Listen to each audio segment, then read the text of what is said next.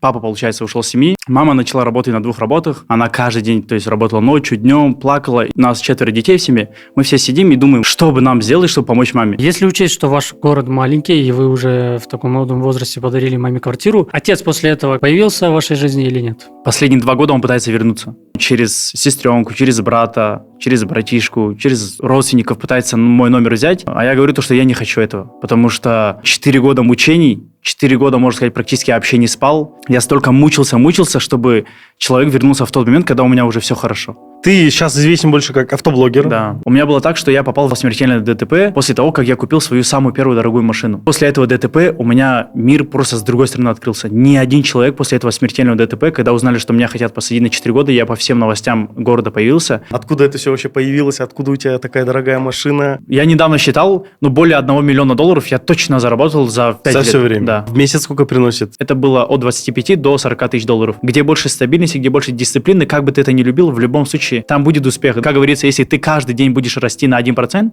то ты за 365 дней вырастешь на 365%. Вот, допустим, на улице ко мне очень часто люди подходят, говорят, как? Я единственное, что советую, если у вас в жизни очень много проблем, относитесь к этому как к тому, что может привести вас к результату. Я, допустим, этот кризис, эти проблемы использую как возможность. И вот относитесь к проблемам как возможность.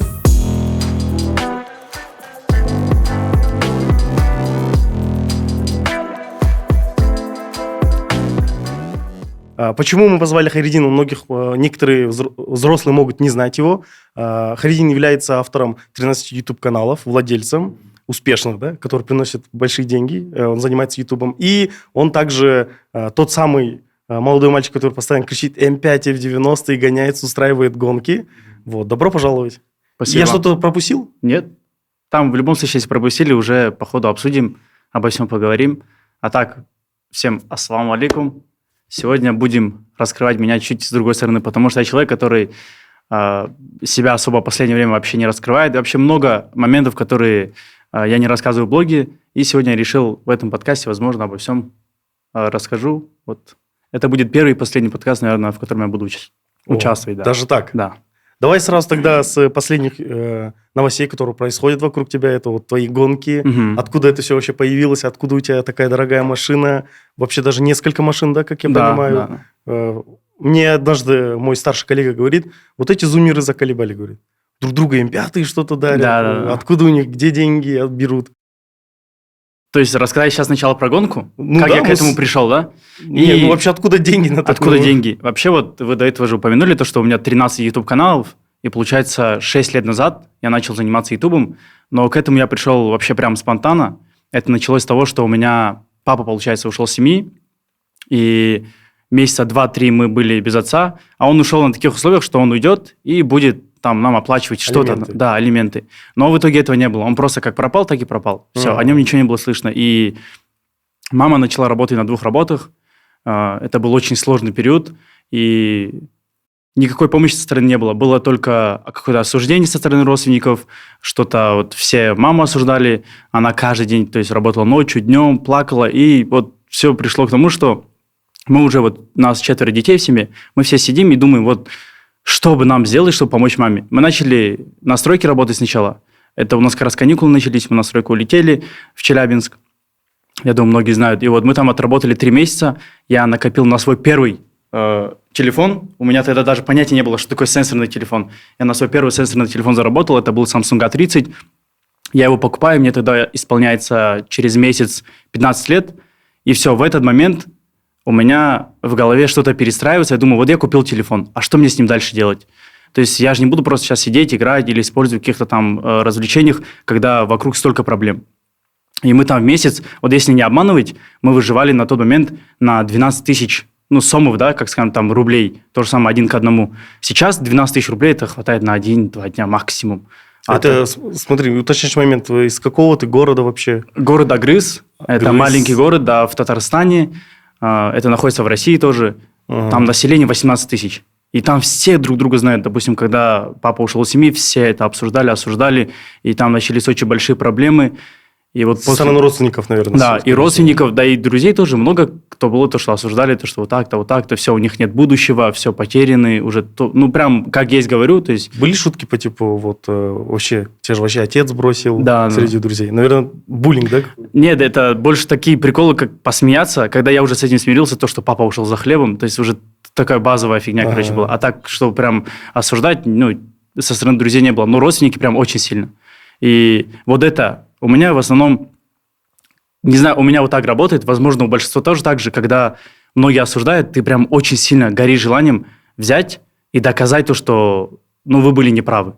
И сделать все возможное, что в твоих силах, чтобы вот обратно доказать. Есть некоторые люди, которые говорят то, что никому ничего доказывать не нужно, делать для себя. А я такой человек, который я вот вырос, я могу уверенно сказать, что я вырос только за счет осуждений, за счет вот людей, которые не верили. Они каждый раз что-то говорят, а я такой, хорошо, сейчас будет так, а через пару лет мы с вами еще раз встретимся и посмотрим, кто был прав, кто был неправ.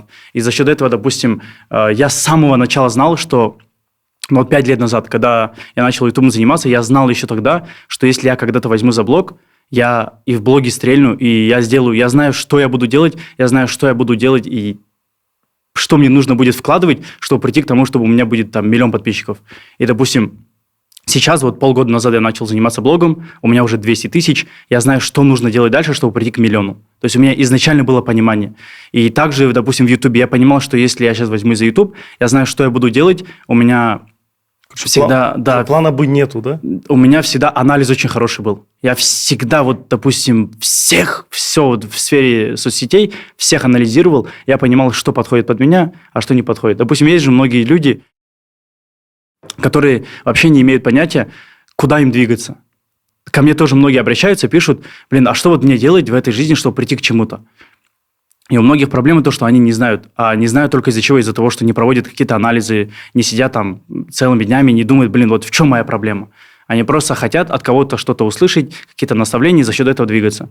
А так, допустим, вот мне никогда не были интересны встречи, с кем-то что-то обсуждать, чтобы меня кто-то наставлял, потому что это мне никогда не помогало. Мне нужно было самому собой посидеть, сутки, час, 2, 3, проанализировать все, понять все свои минусы, комплексы и понять, что мне больше подходит, а что не подходит. Допустим, я из-за этого всегда понимал, что если я за что-то возьмусь, то я смогу в этом деле, допустим, разорвать, хайпануть. Смотри, это же все тоже складывается с определенных каких-то историй. Наверное, большой вклад это вот вся история семьей это сделала, какую-то уверенность. Да. Расскажи про вот маленького Хайреддина, который оказался в этой ситуации, когда отец бросил, когда мама, и вот что происходило внутри Хайреддина, того, что в нем сложились вот эти все качества, верить в себя до последнего? Вообще все началось с того дня, как мама начала очень часто плакать. Допустим, вот ночью она с работы приходит, в 3-4 часа ночи. Мы уже должны, по сути, в это время спать, но я в основном очень поздно ложился. И я всегда слышал, у нас же комната, она маленькая была, мы жили в квартире, которая 24-25 квадратных метров, очень маленькая квартира, и там кухня и зал, они находятся вот прям впритык, и там дверей у нас не было. И, допустим, когда мама плакала, это невозможно было не слышать. Я каждый день вот это день за днем слышал, и не было такого, что на тот момент я понимал, что будет успех. На тот момент не было этого понимания. Я просто хотел, чтобы был успех. А для того, чтобы хотеть, чтобы что-то случилось, надо было хотя бы начать с действий. И я начал тогда просто с действий, без каких-либо пониманий. И первое, что самое легкое это было, то, что я мог делать на тот момент, это был YouTube. А на YouTube я пришел абсолютно случайно. С этим тоже есть своя история. Получилось так, что, вот я телефон покупаю, я думаю, как первый заработок. Я играл в одну игру очень хорошо, и я начал бустить людей, прокачивать их аккаунты, и за это там месяц 3-4 тысячи рублей зарабатывать. Давай вот слова по типу бустить, будем объяснять. Это значит прокачивать аккаунт. Ага, вот. Прокачиваю аккаунт именно в видеоигре внутри. Да, в видеоигре. То есть я прокачиваю, поднимаем кубки, то есть там персонажи прокачиваю, и за счет этого получаю какие-то там деньги, да. Это, например, сколько сомов? 4000. 4000 сомов за прокачку? Да. Это вот первые... Да, это первые деньги такие. Но это в месяц только выходило. Это в месяц, это не так прям вау много. И потом... У меня дальше история складывается с тем, что я узнаю про YouTube, захожу к блогерам и становлюсь, так скажем, модератором. Модератор – это человек, который следит за чатом, удаляет плохие комментарии, хорошие, там все фильтрует. Я вот стал таким человеком. У стримера? Да, у стримера. И в один момент получается таким образом, что вот допустим, мы же сейчас блогеры делаем же рекламу, а тогда я про рекламу вообще никакого понятия не имел. И он как блогер, стример делал рекламу одного приложения на Android, где можно запись экрана делать. Это Do Recorder вроде назывался. Вот. И он говорит, просто поддержите меня, зайдите, там, как бы, введите мой промокод, так-то, так-то. А я как модератор, я не могу, не сделать этого. Если люди там, так, зрители могут подумать, а я как модератор обязан им, стримера поддержать, потому что я у него модератор. Я захожу, скачиваю, и абсолютно просто случайно получается таким образом, что я нажимаю сверху на какую-то кнопку, и спустя часа 2 захожу в галерею, листаю и замечаю то, что у меня в галерее появилось, что-то новое. А это оказалась запись экрана. То, как я играл, то, как я листал. А я до этого момента, до 15-летия, не знал, что такое запись экрана, что можно записывать экран, что это будет в галерее. И в тот момент мне просто в моменте тогда приходит осознание. Получается таким образом, что сейчас я могу снова зайти, начать запись экрана, играть в игру, и это просто куда-то загружать. И в тот момент у меня просто открылся мир, и я понял для себя, что я могу, оказывается, все, что я делаю, записывать и выкладывать. И, возможно, кому-то это интересно будет. И все. С того дня, как я это понял, с того же дня я начал этим заниматься. Записывать каждый день, выкладывать? Да, каждый день. Как мне осознание пришло, я не стал это откладывать на потом, я просто сразу начал уже записывать экран, начал свои игры и так далее, но без каких-либо оптимизаций роликов, без обложек, просто выкладывать. И со временем потом также, как говорится, со временем опыт приходит. Со временем я понял, теперь почему у меня ролики не залетают, а у других залетают? Потому что, наверное, у меня обложек нет. Начал обложки делать. Для этого скачал Photoshop, самый такой, на Android. С него начал превьюшки делать.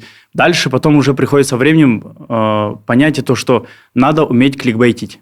Надо уметь завлечь аудиторию. А у меня все было так, что просто играю в Brawl Stars, допустим, такую игру какую-нибудь. Ничего кликбейтного не было, и, допустим, как зритель я пролистал, мне было бы это неинтересно, я пролистал, и все. И, соответственно, YouTube это видит, алгоритмы портятся, потому что человек пролистал, и CTR испортился, да. И, соответственно, я с того момента начинаю оптимизировать ролики, начинаю обложки делать, начинаю какие-то кликбейтные ролики записывать, и через месяца 3-4 у меня появляются первые результаты. И получилось так, что у меня на Ютубе реально очень быстро появились также результаты. Так же, как и сейчас, допустим, блоги. Потому что на тот момент у меня уже полное осознание пришло. Я месяца 2-3 сидел, анализировал каждый день, что и как делать, почему у меня не залетают. Допустим, если многие люди сейчас не получается у них хайпануть в чем-то, они не проводят какие-то анализы. Они обращаются, допустим, к таким, как я, и ждут каких-то ответов. А я тогда сидел, каждый день проводил анализы, и за счет этого у меня через полгода уже стукнуло 100 тысяч подписчиков на Ютубе. И у меня уже пришел первый заработок. У тебя в шапке профиля указано то, что ты в 18 лет купил квартиру маме. Да. Как ты к этому дошел? Получается, если ты в 8 классе начал заниматься Ютубом, до 18-летия как получилось накопить на квартиру? Ты копил, либо ты уже вышел на такой предельный заработок, когда ты смог купить квартиру просто сразу? Получилось так, что у меня до 19 лет не было вообще своей карты. У меня не было своей карты, и все деньги просто поступали маме. И из-за того, что поступали маме, очень легко было копить. Допустим, как только у меня появилась своя карта, у меня с этого момента очень тяжело накопить деньги. А когда все приходило маме, я в месяц забирал 5 тысяч, остальное все копилось. И помимо того, что я еще и купил квартиру, я еще и в своем городе построил дом. Окна, двери, все, внешне сделано, но внутри ничего нет. То есть я за 1,5 миллиона дом построил, и за 9 миллионов квартиру маме купил и подарил, но это уже в другом городе. Это в 30 минутах от нашего города, но это уже Удмуртия, Ижевск. И там я купил в новостройке квартиру, но специально в такой новостройке, где только мусульмане живут, потому что у меня мама так хотела. Какой-то период назад ты уже был человеком, вы выживали. Да. Потом вдруг все резко, скачок произошел. Каково это дарить маме квартиру, радовать? А я практически ничего не почувствовал, потому что на тот момент я взял квартиру в ипотеку. Мне тогда еще было 17. Через 2 месяца мне должно было 18 исполниться. У меня первый взнос этот накопился, 2 миллиона. И остальные все 7 миллионов, это уже в ипотеку было.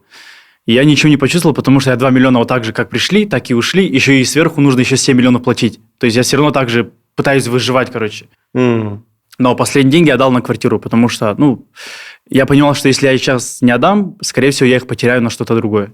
Какие у нее эмоции были? Она была счастлива. Она очень не была счастлива, но все равно были у нее всегда и до сих пор есть то, что YouTube не вечен, YouTube может в один момент потеряться, поэтому она продолжала работать, но очень была счастлива. Хоть и у нас вся семья так устроена, что мы стараемся не показывать эмоции, но это было видно то, что она не верила. И всегда приходила, говорила о том, что вот родственники вот так говорят, то, что мой сын вот такой, у моего сына получилось. То есть меня всегда вокруг хвалили, а ей это очень приятно. Всегда же каждому родителю приятно, когда там, сыновей хвалят, то, что вот они молодцы, сами выбрались без отца, вот так, вот так. И каждый день и по сей день она это слышит, и она просто горда за это. Ну, на самом деле, да, дом – это такая вещь, которая нужна каждой семье, потому что в доме это место очага, это место, где продолжается поколение. Поэтому мы своим зрителям всегда, как всегда, рекомендуем квартиры, дома от Elite House, у наших партнеров. Ханпеке, расскажите про ЖК «Южные ворота», наши любимые. Южные ворота – это у подножия гор. Жилой комплекс, который... Где на магистрали, где ты как раз можешь на М5 и в 90 гонять. Это сейчас новый строится, получается? Там они уже достроили и продают. Пересечение улиц Байтик-Батыры и магистральная. Да. Там своя школа, свои медицинские пункты, там парковка для жильцов, парковка для их гостей. То есть все классно, чистый воздух. Парковка для колясок.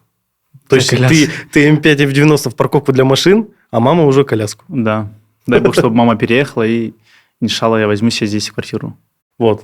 Поэтому наши партнеры Elite House всегда становились целью каких-то мест, и для таких подростков, как ты, и, наверное, люди, которые смотрят тебя, тоже так же вдохновляются и хотят. Первый заработок. Первый заработок, это было, если прям не обманывать, $200-250. Но это было очень много. У меня прям мама уже прям сияла от счастья. Потому что если она, допустим, за 2 месяца делала 25 тысяч рублей, это Сомов также, то тогда я за месяц с Ютуба вывел первые свои $250. Это было уже очень много. Скажи, как родители восприняли то, что ты занимаешься играми? Ну, потому что у нас же в большинстве как принято у родителей. Если сын играет в игру, значит, он все, вот потерян. Мне очень сильно помогла, точнее, мама, то, что с самого начала почему-то она поверила. Просто вот поверила и делай то, что хочешь, короче. Вот. Серьезно? Да. Ну, просто там, мне кажется, это случилось из-за того, что выбора больше не было. То, что выбора не было, а что еще делать? Она и так мучается, и мы учимся. Я просто для себя понимал, вот я сейчас учусь в 8 классе. У меня там брат в 9 классе. Но вот чтобы мне сейчас к заработку прийти за счет учебы, за счет профессии своей, мне сейчас нужно 9 класс, 10, 11, еще 3 года. Помимо этого, потом еще колледж 4 года. Потом уже сколько, 7 лет будет, потом в армию еще, это 8 лет, и потом еще оттуда приехать, и потом устроиться, и потом начать зарабатывать. Это только через 8-9 лет я начну зарабатывать. Это как сейчас в 8-9 лет моя мама должна этого ждать? Такого не должно быть. Я поэтому на тот момент полностью пришел к тому, что я отказался, можно сказать, от учебы. То есть я для себя поставил крест на учебе, я сказал, что я не хочу учиться, хотя я был практически отличником, то есть я прям очень хорошо учился в школе, но я для себя просто тогда понял, что учеба – это не мое. То есть это не то, за счет чего я хочу зарабатывать. Потому что даже если так представить, через 9 лет, если я начну зарабатывать, все начнется с того, что будет 30, потом 40, потом через 5 лет, дай бог, там выйду до 100, до 150. А когда я с Ютуба сделал вот первый заработок $250, я уже для себя тогда понял, что все, я могу и 1000, и 2, и 3, и 5, и 10, но для этого нужно больше делать. А чтобы начать больше делать, пришлось как раз-таки отказаться от учебы и больше времени уделять Ютубу. Обычно ютуберы, когда заходят в YouTube, они же как к развлечению относятся, к тем же видеоиграм. А когда вы начали смотреть на YouTube как предмет заработка, да, что изменилось в вашей голове, что вы почувствовали? Я изначально смотрел на YouTube как на заработок. Я изначально уже заходил туда с целью просто заработать и помочь маме. Получается, вот все так было. Я не заходил туда, чтобы получить какое-то внимание, там, чтобы меня люди знали, не было. Вот, допустим, если сейчас люди заходят ради развлечений, ради того, чтобы просто внимание получить, у меня была просто вот цель заработать. Все, что угодно сделать, но главное, чтобы я заработал и смог помочь своей семье, да, там, купить квартиру, построить дом, вот. Если учесть, что ваш город маленький, и вы уже в таком молодом возрасте подарили маме квартиру, отец после этого, как вы стали чуть популярным, известным в своем городе, появился в вашей жизни или нет? Это такая больная тема, на которую Я все равно здесь отвечу, просто имейте в виду, больная в том плане, что мне всегда не нравилось, когда, допустим, же ранее говорил то, что меня же люди мотивируют, когда не верят, а я добиваюсь. А потом очень не нравится, когда я добиваюсь, уже эти люди возвращаются. И, допустим, с отцом последние 2 года он пытается вернуться. Вернуться, как минимум, вернуть общение. И не знаю, возможно, в исламе так принято или нет, но он всегда говорит так, что в исламе вообще сказано то, что на папу и вообще на родителей нельзя обижаться. Мы кто такие, чтобы не прощать, да? Вот. Но у меня такая сильная обида осталась, что я не могу даже с ним созвониться, поговорить. А хотя последние 2 года он через сестренку, через брата, через братишку, через там, родственников пытается мой номер взять и просто со мной поговорить. А я говорю то, что я не хочу этого. Потому что 4 года мучений, 4 года, можно сказать, практически я вообще не спал. У меня никакого режима не было. Я там, если меня на тот момент видели бы люди, они говорили, блин, тебе сколько лет? Я говорю, 18. Говорят, ты выглядишь на все 30. Я там прям выглядел очень плохо. Я столько мучился, чтобы человек вернулся в тот момент, когда у меня уже все хорошо. Это же неправильно. И вот, допустим, по сей день, я буквально неделю назад с мамой созванивался, и она говорила о том, что твой папа приехал, он с Таджикистана, спустя 2 года вот сейчас приехал к нам в город и хочет со мной созвониться. Он увиделся с братом, сестренкой, но сестренка и братья все говорят то, что мы с ним сами практически не созваниваемся, мы не знаем его номер, и мне кажется, он и сам не хотел бы с тобой говорить. То есть я его давно простил, вот, но как бы говорить и возвращать общение я с ним, допустим, не хотел бы, потому что очень тяжелые дни были, там рассказами это невозможно рассказать, это нужно пережить, чтобы вот на своей шкуре испытать все, что было, допустим, все, через что я пережил, через что я прошел, сколько слез, сколько бессонных ночей, чтобы понять, почему я не беру, допустим, трубки отца и не хочу с ним разговаривать. Но это как факт, он, допустим, возвращается и говорит то, что несмотря на все, он прям вот в наглую так говорит, несмотря на все, я ваш папа, и вы должны до конца дней мне помогать. То есть просто потому, что я ваш папа. Вы должны каждый месяц мне скидывать столько-то, вы должны мне помогать, вот так-то, вот так-то, и все только из-за того, что он наш папа. Все. Но мне кажется, это так не должно работать, потому что как можно так говорить, когда ты говоришь то, что я ваш папа, но при этом в один день просто уйти, оставить своих детей, оставить свою жену, и пускай они сами как получится, возможно, мы бы не выбрались, это по воле Всевышнего. По воле Всевышнего, то, что мы все верили, мы все молились, каждый день ни одного намаза не пропуская, мы молились, за счет этого нам Аллах помог, мы как-то, мы даже понятия не имели, что такое вообще YouTube, но за счет этих моментов мы выросли как-то, мы заработали, я купил квартиру, я построил дом, я купил машину, я очень много всего сделал, я сестренке обеспечиваю там, да, и все это вот как-то так получилось, и сам, допустим, до сих пор по сей день в это не верю, и этого всего могло и не быть. Я знаю, что если бы этого всего и не было бы, то, скорее всего, папа и не вернулся бы. Соответственно, он возвращается только из-за того, что деньги появились. А это для меня, как человеческий фактор, очень неправильно, и поэтому я, допустим, связь никак с ним не поддерживаю. Вы классную фразу сказали, если бы этого не было, возможно, он бы не вернулся, но есть обратная сторона. Возможно, если бы он бы так не поступил, вы бы не были бы на сегодняшнем месте. С этим я тоже согласен, и это я тоже всем говорю, то, что понимаете, то, что если бы... я всем друзьям, всем знакомым говорю то, что все, что не делается, все к лучшему. И вот эту фразу, я насчет этой фразы могу часами разговаривать и привести все свои жизненные ситуации в пример, то, что у меня столько всего, столько проблем было, которые в моменте говорили, вот я сижу и такой, блин, за что мне все это? Неужели мы это заслуживаем? Неужели я это заслуживаю? Что у меня вот это сейчас случилось, вот это. Но через год, полгода получалось так, что именно эта ситуация была ключевым моментом к тому, чтобы я через год оказался там, где я сейчас, допустим, нахожусь. Только вот та ситуация, из-за которой я очень сильно вот сидел, страдал, почему, за что мне все это. А, допустим, это было ключевым, чтобы я вырос очень сильно. И, допустим, тогда, когда папа ушел из семьи, это было прям самым ключевым моментом, чтобы я сейчас, допустим, сидел здесь и рассказывал какую-то историю. Потому что у меня отец всегда был против того, чтобы я покупал телефон, чтобы я играл в игры. У него было только одно в голове.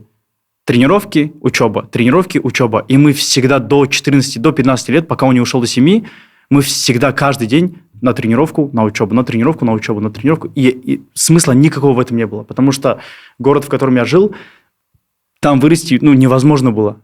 В плане спортсмена. Да, в плане спортсмена невозможно было вырасти.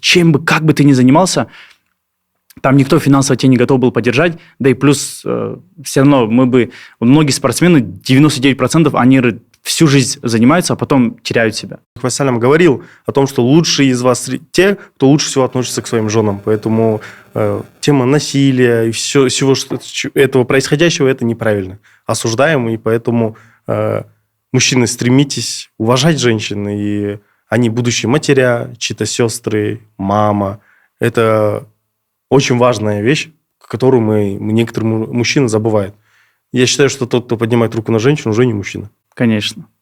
Вот. Соведущий тоже, вы же хорошо осуждать любите. Чего не осудите?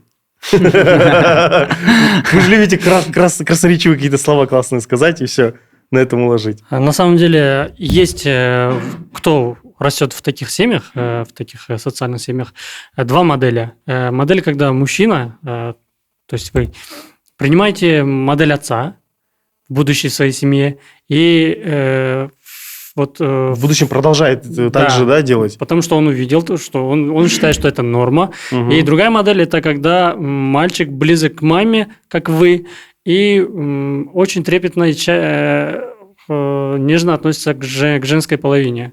Чью модель? В принципе, понятно, но от вас хочется услышать, чью модель вы переняли. Вот так. Чью модель я перенял? На самом деле, да, есть статистика, в котором говорится о том, что дети, выросшие в семье, где было насилие, в большинстве случаев перенимают это насилие и в будущем применяют это. Да, но я перенял больше, так скажем, модель человека, который представил себя на месте вот этого отца, и говорю о том, что я бы никогда бы так не сделал. То есть нет такого, что мне это передалось. Я принял модель, можно сказать, больше мамы, то, что так нельзя делать, вот так нельзя делать. И, допустим, наоборот, у меня, мне кажется, если бы я все это не видел, все эти боли, я бы, возможно, стал бы таким. А из-за того, что я все это увидел, я увидел и почувствовал на себе, как это плохо и насколько это ужасно. Из-за этого, допустим, я никогда к своим детям так не буду относиться. Я, допустим, все, что видел со стороны отца в сторону мамы, я никогда так не буду, а наоборот буду противоположностью, чтобы моя жена всегда была счастлива, улыбалась, получала цветы, получала внимание, старалась вообще не работать, да, и просто наслаждаться жизнью. Но чтобы это было в любом случае взаимно. То есть не было такого, потому что есть женщины тоже, которые и наглеют, и многое себе позволяют. Но, допустим, если взять модель моего отца, я стану максимальной противоположностью этого. Потому что я увидел, я на себе почувствовал, насколько это ужасно. И никогда, допустим, таким не буду. Вы только что сказали, что вы не можете иногда контролировать свои эмоции. Да. А семья – это про испытания на сабр, да? А где гарантия, что вы в семье тоже можете контролировать себя? Что я не могу себя контролировать? Контролировать. Вот есть гарантия того, что вы можете контролировать себя в семье? В будущем в своей семье. Конечно, есть гарантия, потому что я это уже на себе... Сколько у меня уже... У меня 3 девушки, 3 отношения, так скажем, были. Да, я это не скрываю. По отношению к маме, к братьям родным. Я, допустим, заметил, я могу вот прям на улице, вот секунда в секунду, вот сейчас. У меня были прям ситуации, я на улице прям с кем-то чуть ли не дерусь, домой поднимаюсь, и я максимально спокоен по отношению к родным. Как будто ничего и не было. Я всегда это скрываю. Я скрываю свою злость, агрессию. Но у меня мама, допустим, знает то, что я агрессивный, потому что были ситуации, что я с ней хожу, кто-то меня на улице взбесил, и она прям видела это все и говорит, ты очень агрессивный. Но, допустим, все мои близкие знают, что я к ним никогда так не поступлю. Опять же, это исходя из того, что у меня когда-то папа к близким так относился, к родным своим. Это то есть к детям, к родной жене. Так относился, и у меня, соответственно, исходя из этого, уже в голове вот это вбито, что к родным никогда так не поступать. А, допустим, незнакомые люди, я себе такого никогда не говорил, что я к незнакомым буду так делать. У меня такого не было, поэтому, возможно, я к незнакомым так отношусь, что если меня бесит, и если ко мне относится плохо, я буду относиться плохо. Если ко мне хорошо, я буду хорошо. А к родным, если плохо и хорошо, я буду всегда хорошо. То есть, вот, допустим, такое, да? И уже за последние 5 лет я в себе не замечал такого, чтобы по отношению к родным и близким я плохо поступал. Я, наоборот, всегда думаю о том, как хорошо поступить, чтобы они просто улыбнулись. И у меня это очень даже хорошо получается, поэтому... дай Всевышний дальше и в будущем, и в твоей семье, чтобы не было агрессии, было много любви. Я хочу продолжить, наверное, очень сильно углубились в тему семьи, характера, да, но немаловажную часть в твоем блоге, в твоем развитии играет предпринимательство. Ну, это, по сути, предпринимательство, то, что ты занимаешься YouTube. Ты купил квартиру маме, дом построил. А к тому моменту ты сколько уже начал зарабатывать с монетизацией YouTube? У меня получилось так, что в 18 лет, когда я переехал, получается, это уже почти в 19, я переехал в Дубай. Вот до этого момента я ипотеку закрыл в момент, когда у меня начало идти по 30-36 тысяч долларов в месяц. Вот где-то максимум было 42. Допустим, сколько YouTube-каналов? Это с 4 YouTube-каналов. У меня успешных вообще каналов очень много, но в моменте всегда было по 2-3 канала, которые приносили очень хорошо. Остальные там по 500, 1000 долларов, 1500, а прям крупные 10, 15, 20, это их было всего там 2-3 канала. А остальные там по мелочи. И как только начал делать по 30-40 тысяч долларов, я за 2 месяца закрыл ипотеку, и вот я всегда себе дал слово, я когда закрою ипотеку, только в этот день я могу спокойно покинуть вот эту страну, оставить родителей в спокойствии и уже после этого улететь и уже жить своей жизнью. А с чем была инициирована поездка в Дубай и переезд? Потому что у меня же друг есть, вот Асан, и это был мой на тот момент единственный друг, у меня больше друзей не было, потому что у меня было очень много плохих ситуаций, о которых мы чуть позже тоже, возможно, поговорим, и из-за которых я очень сильно разочаровался в людях, от всего окружения, от всех друзей, от всего отказался. И просто оставил единственный человек, это Асана, в своем окружении. Мы с ним вот были и по сей день есть лучшими друзьями. Асан, кстати, с Баткена же, да, вроде мой земляк? Да, он с Баткена. И поэтому у меня номера тоже баткенские. Мне все говорят, ты что, баткенский? Я говорю, не, у меня просто друг баткенский. И он на тот момент в Дубае жил. Он говорит, давай наконец-то встретимся. И мы встретились спустя 4 года дружбы по интернету. Мы ни разу до этого не виделись. По интернету дружили? Да, мы 4 года по интернету дружили, почти 5 лет даже, да? 4 года, так скажем. И спустя 4 года дружбы мы встретились уже в Дубае впервые. Там уже... Мы вот встретились, мы хотя ни разу не виделись, мы уже были как близкие. Он просто как... Там даже видео есть, как он меня прыгает, обнимает, как будто самого близкого. Я там стою, я человек, который в себе на тот момент очень сильно зажатый. Я вот так сидеть на камеру разговаривать вообще не мог. Если я попадал кому-то в кадр, я заставлял удалять это видео. У меня было очень много комплексов. Я был в себе очень зажатый человек. И, допустим, когда мы с ним встретились, он прыгнул, меня обнял. У меня прям на видео видно, как дискомфортно. Я такой, что? Неужели это возможно? Неужели реально есть такие люди, которые вот так искренне, с которыми ты ни разу не виделся, они могут вот так прыгнуть, обнять, как будто ты их самый родной человек. Меня самые родные люди никогда так не обнимали, а тот человек, с которым я вижусь впервые, так делает. И для меня это было очень тяжело вот с этим, впервые столкнуться. Это было очень непривычно. Но потом, со временем мы заобщались, я начал раскрываться, у меня очень много друзей появилось. Но раскрываться я начал в момент, когда я переехал в Кыргызстан и познакомился здесь со всеми блогерами. Вот в этот момент у меня пошло вот это исчезновение комплексов моих, уже раскрылся, смог на камеру. Это все из-за того, что я попал в окружение блогеров. У меня все друзья начали появляться вот так, блогеры. И я был в шоке, то, что я как не блогер, я просто рандомный человек, который верю про свое будущее, но на данный момент же я никто. Я просто человек, который просто на Ютубе зарабатывает. И при этом у меня очень много комплексов, но при этом такие медийные личности на тот момент для меня так хорошо ко мне относятся, так дружелюбно, хотя мы с ними увиделись только вот день назад. Допустим, мы с Аргеном встретились, у меня никогда в окружении, допустим, не было таких людей, которые настолько добрые, настолько открытые, отзывчивые, в любой момент готовы прийти на помощь, и для меня это было шоком.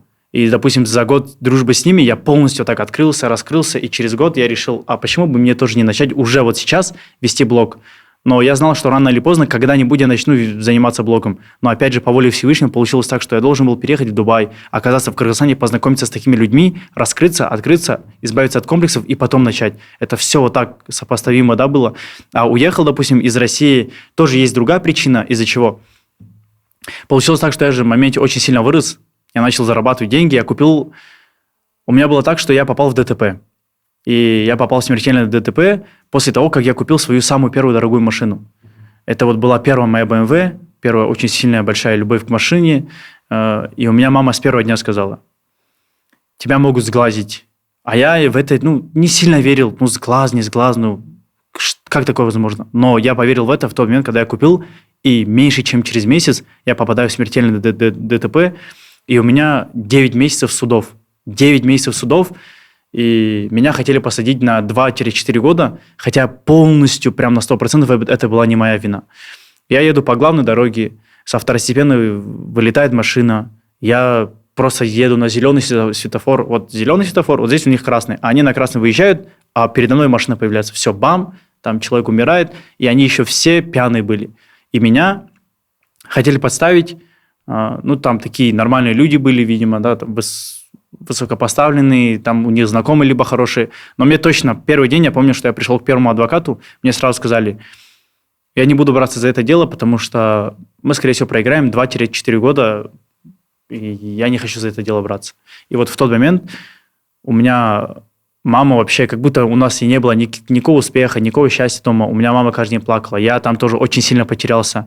Ни одного друга, а я очень доверчивый, я очень такой открытый человек был на тот момент. Сейчас я очень закрытый. Допустим, я никому не отвечаю, ни с кем не разговариваю. Я нашел когда-то свое окружение, сейчас только его придерживаюсь. В свой круг никого не пускаю. А на тот момент я был очень открытым. Со мной вчера мог человек познакомиться, а сегодня я его самый близкий, я за него уже буду все оплачивать. А у меня всегда была такая тупая привычка за всех все оплачивать, всем помогать, главное, чтобы их не обидеть. То есть я не умел говорить «нет». Вот. И после этого ДТП у меня мир просто с другой стороны открылся. Ни один человек после этого смертельного ДТП, когда узнали, что меня хотят посадить на 4 года, я по всем новостям города появился, ни один мой друг не написал мне, кроме родного брата. И кроме мамы никто рядом со мной не находился, не поддерживал. Родственники только и спрашивали, чего его посадили, или что с ним. Только такие вопросы, да. И это длилось 9 месяцев. И это случилось в самый неудачный момент. Я купил машину на последние деньги, я попадаю в ДТП, но просто вот, ну не чудо, но опять же, для меня это было шоковым моментом, то, что я попадаю в ДТП, мне говорят, что тебя могут посадить. И потом мне дает один знакомый адвоката самого дорогого. В месяц он стоит 350 тысяч рублей, ну, сомов. И он говорит, что если к нему пойдешь, он тебе этот вопрос точно закроет, потому что ты не виноват в этом ДТП. Вот иди к нему, остальные не знаю, но лучше к нему иди. Я иду к нему, разговариваю, он просто садится, так бумажку открывает, говорит, расскажи мне. Пишет, и в один момент останавливается и говорит, ты сейчас серьезно? Это дело, оно 100% выигрышное, тебя никто не посадит, мы его выиграем, ты же не виноват. Но потом, когда он узнал то, что все-таки, оказывается, реально меня хотят подставить, посадить, он сказал, я возьму за это дело, и мы его закроем. И на протяжении 9 месяцев, сколько судов было? Там 4 раза они переносились, 9 месяцев они длились, и ситуация здесь другая. Мне нужно каждый месяц ему платить по 350 тысяч. А я машину купил на последние деньги. И на тот день я оплатил всю ипотеку. Я просто от всех денег избавился, у меня сейчас в кармане ничего, ни 350 тысяч, ничего, короче. Угу. Вот. И я сижу и думаю, а как я сейчас могу заработать вообще деньги? У меня там каналы все умерли, потому что я купил машину, начал кайфовать, гулять, и у меня все каналы Просадка, потухли. да? Да, очень большая просадка была. Я сижу, и просто большая потерянность, я не знаю, как я буду адвоката оплачивать, у меня столько проблем вокруг, друзья все потерялись, все исчезли, и единственная мама целый день читает намаз, верит, молится. И получается таким образом, что Асан, вот этот человек, он мне через 2 дня после ДТП пишет, говорит, пошли в Discord, будем работать. Представим ситуацию. Вот я, как человек, сейчас многие же люди, я вот никогда не понимал стресса, то, что стрессуют люди, то, что апатия случается, да, в депрессию уходят. Как это вообще возможно? Потому что и в депрессию, во время депрессии еще очень много кушают и набирают, а там жир, там, короче, массу. У меня всегда это было сложно. Допустим, я не понимал, как во время депрессии можно вообще кушать, когда у тебя столько проблем. И у меня тогда столько проблем вокруг, я перестал вообще есть, я похудел очень сильно. И уже на 2-й день там этих проблем просто Асан мне говорит, пошли в Discord, будем работать. И я такой встаю, поверх, у меня в голове просто, меня могут посадить на 4 года. Туман, да, у меня там у меня машина под окном, вот так смотрю, сломана. У меня смертельный ДТП, человек умер, я оказался в такой ситуации, у меня столько в голове, куча всего сейчас творится. Я в этот момент взял, сел за компьютер и начинаю работать. Обычно в такой момент люди себя теряют, а я столько тумана в голове, а я сажусь и начинаю работать. И так день за днем. Я не выхожу из дома, потому что машины нет, денег нет, чтобы купить новую. Сижу, работаю. Через месяц уже там приходит адвокату оплачивать. И так работаю. И получается так, что вот с Асаном мы на протяжении месяца каждый день в Дискорде работали, мы ночами не спали. Через месяц я выхожу на доход 16 или 17 тысяч долларов, и это был уже рекорд, кстати, на тот момент. Я поставил... Это, ты знаешь, получается, каждая сложность твоей жизни приводила к точке роста. Да, и если сейчас взять все мои жизненные ситуации, сколько у меня было проблем, после каждой проблемы, спустя время, я приходил к рекордам и приходил к чему-то большему. Вот поэтому Всевышний в Коране говорит «Инна ма'аль усри юсра», за каждой тягостью наступает облегчение.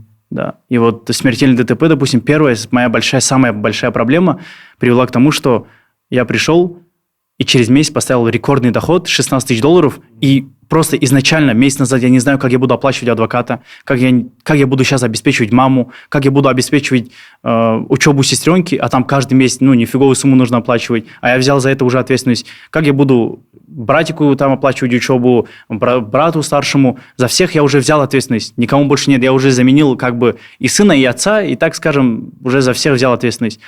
А я тут сейчас сам нахожусь в больших проблемах, никто мне не может помочь. Я просто у Всевышнего прошу, чтобы сейчас вот я как-то вышел из этих проблем. Через месяц у меня просто ставится рекордный доход, я зарабатываю 16 тысяч долларов, я оплачиваю адвоката, я маме даю больше, чем до проблем было. Мама в шоке, там сестренки все оплачиваю. Я говорю, вот, у меня мама начинает снова улыбаться, то, что даже в такой момент я себя не потерял, и нам Всевышний дает. Типа, всегда он нам во всех сложных ситуациях помогал. И все, вот так 9 месяцев, на протяжении 9 месяцев я потерял сколько? Почти 3 миллиона рублей на адвоката, но суды закрылись, я очень счастливый. И получается так, что вот как раз возвращаемся к теме, почему я уехал из России. Вторая вот тема была. Я закрываю вот эти вот суды, я выхожу, все, ухожу, все, вопрос закрыт, все, я счастлив. И через день я покупаю себе машину за 4 миллиона.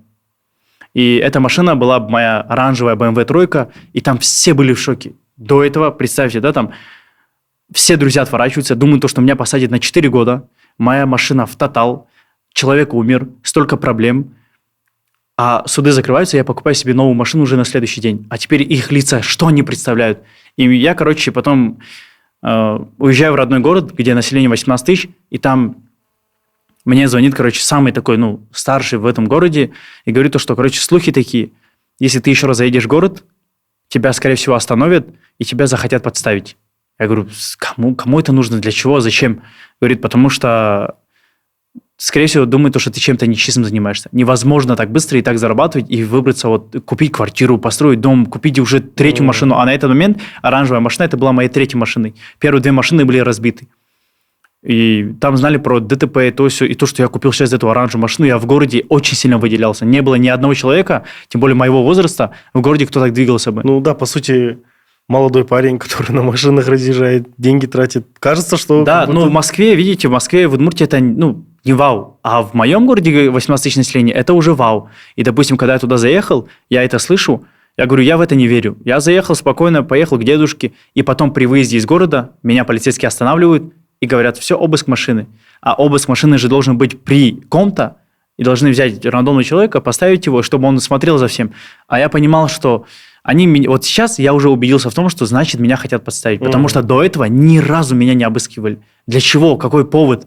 А у меня прям такие еще тупые вопросы были. Как ты зарабатываешь деньги? То есть меня полицейский останавливает, вместо того, чтобы проверить документы, он спрашивает, а как ты заработал деньги? А я тебя знаю, а откуда деньги? Чем-то нечестным занимаешься? То есть такие вопросы, да, провокационные. Для чего? Твоя задача и твоя работа вообще в другом заключается, а ты мне задаешь такие вопросы. И уже в этот момент я пришел уже к убеждению, что меня хотят подставить. Если я сейчас заеду второй раз, меня подставят. А если бы подставили, то я знаю, что меня посадили бы на очень долгое время. А я, как человек максимально чистый, я никогда в жизни не занимался бы грязными делами и не занялся бы в будущем тоже грязными делами. Как бы у меня не было плохо в жизни, у меня были моменты, когда у меня все каналы умерли, у меня была возможность заработать с чего-то другого, но побольше. Но я никогда к этому не прибегал. Я всегда себе ставил цель и задачу зарабатывать только с чистого, только с белых тем. Это был YouTube самый идеальный вариант.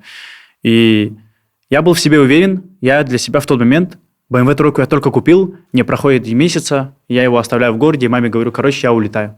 Все. Но маме говорю, но прежде чем улететь, я закрою ипотеку, и эта квартира все остается вашей.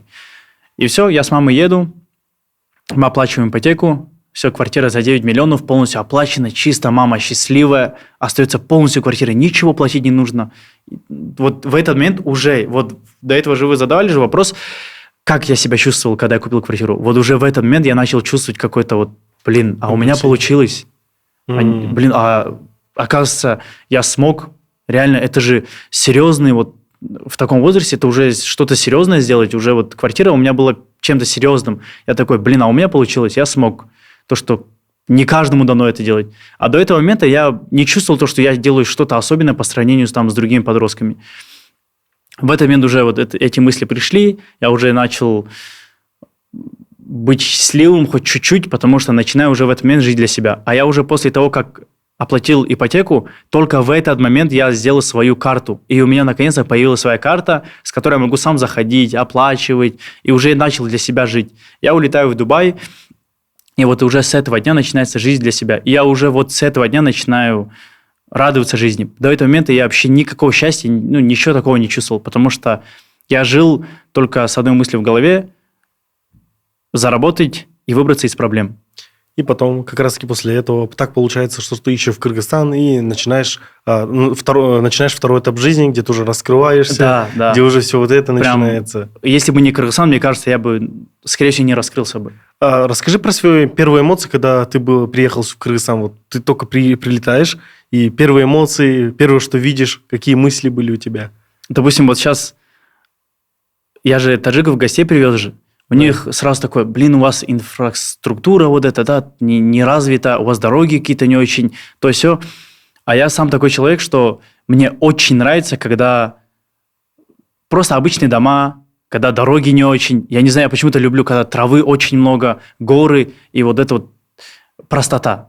А когда очень много... Вот я после, не знаю, возможно, это после Дубая появилось, а в Дубае же нет ничего, только инфраструктура, там большие дома, этажки, это вот все. Я прилетаю сюда, и мне просто так спокойно становится. И, возможно, эта любовь появилась еще с Таджикистана. Я когда был маленький, мне было 4 годика, я впервые был в Таджикистане на 2 года. И за эти 2 года я был только вот вырос, в полях вырос, где арбузы таскал, где там папе помогал, и вырос в небольшом домике, где мы каждый день утром просыпались и обливали там улицу водой, потому что было очень жарко. И, допустим, после этого я прилетаю в Кыргызстан, я это вижу спустя, сколько там, 14-15 лет, прошло 15 лет, и я впервые увидел то, что я видел еще 14 лет назад. Детстве, да? Потому что в России я не видел того, что я увидел, допустим, в Кыргызстане. И у меня прям глаза блестели. Неужели вот эта вот простота, она, оказывается, вот есть, она вот здесь. Я почувствовал себя как дома. А хотя я в Кыргызстане впервые, я здесь никого не знаю, но я почувствовал себя как дома. Я в тот день, я сначала прилетал, я Асану сказал, давай на 2 недели полетим, я себе брекеты поставлю. А у меня были очень большие, сильные комплексы из-за зубов. А у меня зубы были все кривые, короче. Я брекеты поставил, потом я говорю, нет, давай мы здесь останемся жить, я куплю себе машину, и все, будем здесь двигаться, потому что мне здесь больше нравится, чем в Дубае, чем в России.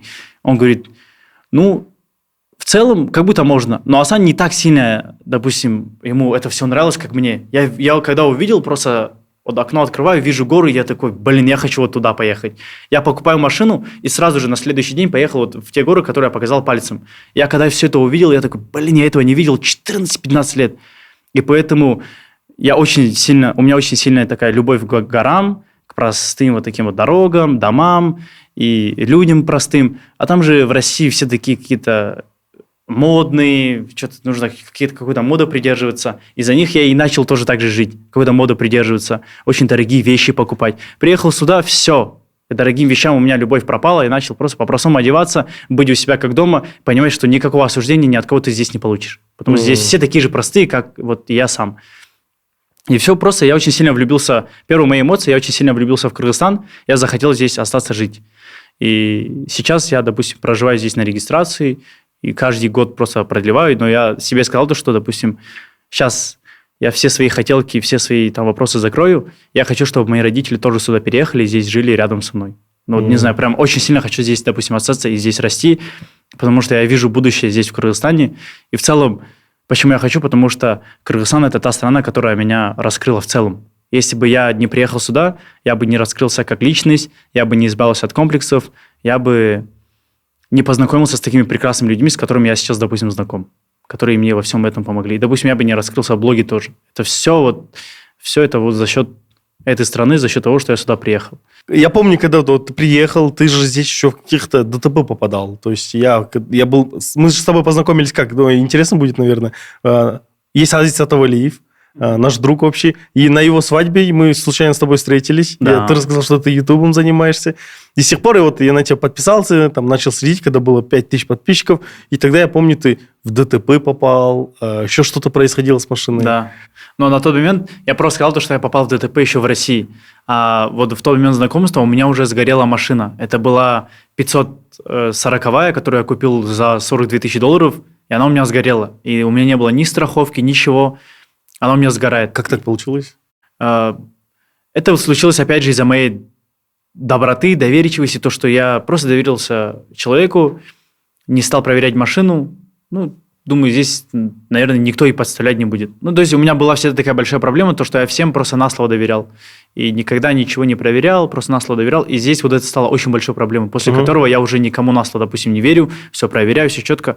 А оказывается то, что машина была утопленником, это от меня скрыли, и в один момент из-за того, что она когда-то была утопленником, произошло вот это вот возгорание, короче, там что-то щелкнуло, провода, и оттуда уже вот так вот возгорание пошло, дым пошел, и в этот момент получилось так, что у меня друг был за рулем.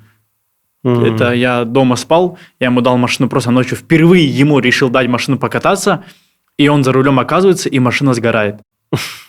И он сам в шоке говорит: ты столько катался, ничего не случилось, я решил взять машину просто на час, и именно со мной это случается. И он очень сильно потерялся, думает, что мне делать, откуда сейчас деньги, то и все. А я ему просто говорю, не нужно мне ничего платить. А хотя я ему это говорю, опять же, моя доброта вот это, я ему это говорю, но при этом у меня ни копейки сейчас в кармане, чтобы купить себе новую машину. Я ему говорю, ничего не надо, потому что я просто сутки подумал, из-за чего это могло произойти. И потом, как оказалось, мне сказали то, что машина утопленник, проверили машину, там, короче, щелкнуло, возгорание произошло. И, короче, вот это вот все. Я говорю, это не твоя вина, ты ничего не сделал, ты же хотел просто покататься, ты же не знал, что это по воле Всевышнего так получилось. Наоборот, он меня спас. А я ему сказал, я просто все обдумал, я ему говорю то, что ты мой, как сейчас здесь спаситель, наоборот, оказался. Потому что я человек, который частенько катается на больших там скоростях, 60 км в час, под громкую музыку, и, допустим, я бы не услышал этого щелка. А он, оказывается, ездил без музыки, просто спокойненько, и он ехал, спокойно, короче, максимально ехал, и щелк этот услышал.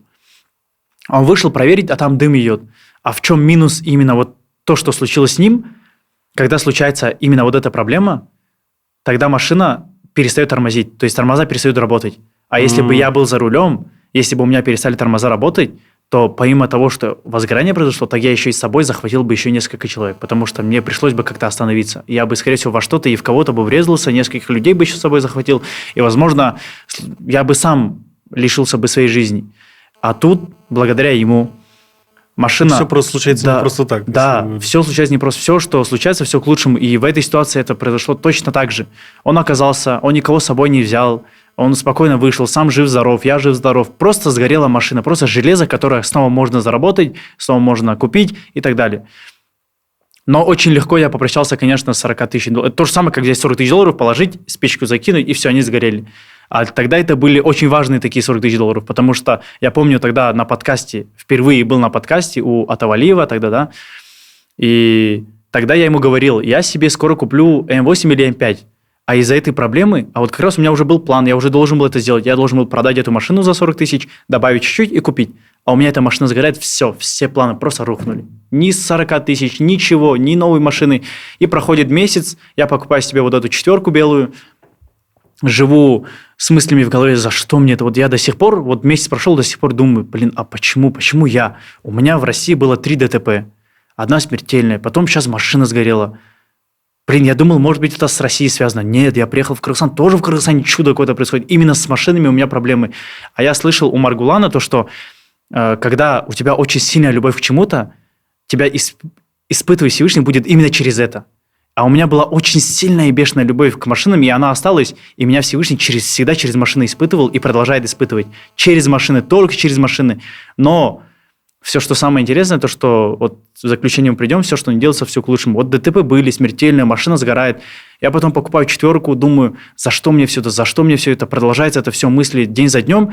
И спустя время я закрываю долги, а я эту машину белую, 4 купил на деньги Асана. Он мне говорит, что из-за того, что ты сильно любишь машины, ты сейчас уйдешь там мысленно, потеряешь себя, давай я тебе дам $20 000 в долг, ты купишь машину, а потом мне вернешь.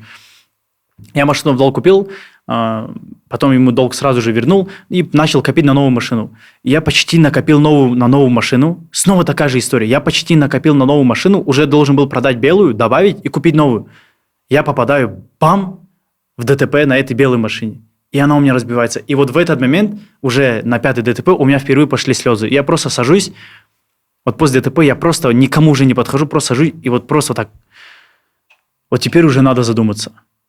Вообще, что происходит в моей жизни? Что я делаю неправильно? Почему уже 5-я, это уже 6-я машина? Почему моя 6-я машина оказывается сломанной, сгоревшей? За что? Я сколько людей знаю, ни у кого такого нет, только у меня. Это уже не может быть случайностью, совпадениями. Ладно, 1, 2, 3, 4, 5, но 6-й раз это уже вообще не прикольно. Я сажусь, но вот эта ситуация, а как получается таким образом, что Асан, он уже переехал в Алматы, он уже сколько-то живет там. Вот здесь сейчас история очень интересна. Каждому советую вот прям дослушать до конца. Асан, он приезжает в Алматы, переезжает, он там живет, и вот этот день, когда я попал в ДТП на белой машине, это был единственный день, когда спустя 2 месяца я ему говорю, можешь приехать, мы выведем деньги, а мои деньги пришли ему. Мы снимем их, я хочу просто один видос снять. Он приезжает с Алматы в Бишкек, он приезжает в Азия Суши, я его с Азия Суши забираю, и мы все направляемся домой. Именно в тот момент, когда спустя 2 месяца он ко мне приехал, оказался рядом со мной, а он в одной машине со мной очень редко оказывается. Когда он оказался именно рядом со мной, мы с ним вдвоем оказались, мы попадаем в ДТП. Я его просто забираю с границы, мы едем домой, и по пути бам, ДТП. И все. И вот здесь это все получилось так, что это все не случайно, это все так должно было случиться. Потому что Асан единственный человек, который очень сильно знал, что если я когда-то и начну блог, он всегда меня хотел на блог подсадить. Он говорил, начни тоже что-нибудь делать. Я говорю, я не хочу про YouTube, я хочу именно про машины, потому что у меня очень сильная любовь к машинам, и, допустим, если у тебя любовь к чему-то, ты должен именно этим и заниматься. А я знал, что если я займусь блогом с машинами, я стрельну в этом. Но если я изначально буду свою репутацию строить на каком-то другом контенте, то потом уже будет сложно перестроиться на автоконтент, потому что меня уже люди будут ассоциировать с другим контентом. А я изначально хотел, чтобы меня ассоциировали с автоконтентом. Именно в этот момент ДТП, он оказывается рядом со мной. Я попадаю в ДТП, у меня даже мысли в голове нет, чтобы достать телефон, вот так снять и что-то рассказать людям, то, что я попал в ДТП. Даже близко мысли нет.